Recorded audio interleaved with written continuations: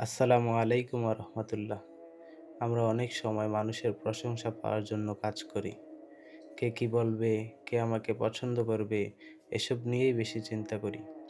কিন্তু একজন মুমিনের আসল লক্ষ্য হওয়া উচিত আল্লাহর সন্তুষ্টি অর্জন করা। মানুষ আজ প্রশংসা করবে, কাল সমালোচনা করবে, কিন্তু আল্লাহ যদি আপনার প্রতি সন্তুষ্ট হন, সেটাই সবচেয়ে বড় সফলতা। তাই প্রতিটি কাজের আগে নিজেকে একটি প্রশ্ন করুন, এই কাজটি কি আল্লাহকে সন্তুষ্ট করবে?